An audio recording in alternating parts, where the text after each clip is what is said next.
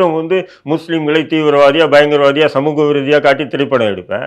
இன்னைக்கு உனக்கு ஒரு பிரச்சனைன்னா ஒரு புர்காப்பட்ட பெண் உனக்கு தேவையா? சொல்லுங்க. இப்போ இது எந்த விதமான அரசியல் இது? நீ எந்த திரைப்படத்திலும் இஸ்லாமியர்களை முன்னிலைப்படுத்தி இஸ்லாமியர்களை முதன்மைப்படுத்தி திரைப்படம் எடுக்கலையா? எடுத்த திரைப்படங்களே முஸ்லீம்களை பயங்கரவாதி தீவிரவாதி சமூக விரோதி மீறி காட்டி திரைப்படம் எடுத்த. அப்போ இஸ்லாமியர்கள்னா உனக்கு அப்படி ஒரு வன்மத்தை பொது தளத்தில் கக்கனது யார்? நீ தானே. இது நாள் வரையிலே நானும் பல கடிதங்கள் போட்டாச்சு.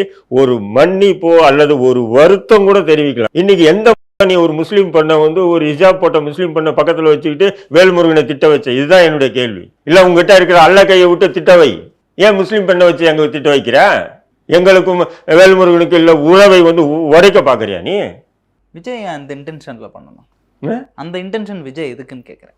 அவனை வேல்முருகனை அடிக்கணுங்கிற இன்டென்ஷன் விஜய்க்கு எதுக்கு? இல்லை வேல்முருகன் பேசிட்டாரு இல்லை, அது இஸ்லாமிய பெண்ணை விட்டு அடிக்கணும்னு சொல்றீங்களா? அந்த இன்டென்ட் எதுக்குன்னு கேட்குறேன். அது எதுன்னா ஒரே கல்ல ரெண்டு மாங்கா. ஏன்னா நம்ம முஸ்லீம்களை தீவிரவாதி பயங்கரவாதி காட்டி எடுத்துட்டோம். இஸ்லாமிய சமூகம் நம்மளை புறக்கணிக்குது நமக்கு தெரியும்.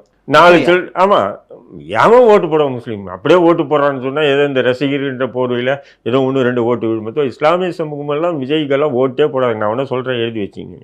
அவன் மன்னிப்பு கேட்கணுங்க. அவன் திரைப்படங்களில் நான் இப்படி எடுத்தேன், அது எனக்கு அது வந்து இஸ்லாமிய சமூகம் வருத்தத்தில் இருக்குது, அதுக்காக நான் மன்னிப்பு கேட்குறேன்னு கேட்கணுங்க. அவன் கேட்காத முன்னாடி ஒரு ஓட்டு கூட இஸ்லாமிய ஓட்டு விடாது.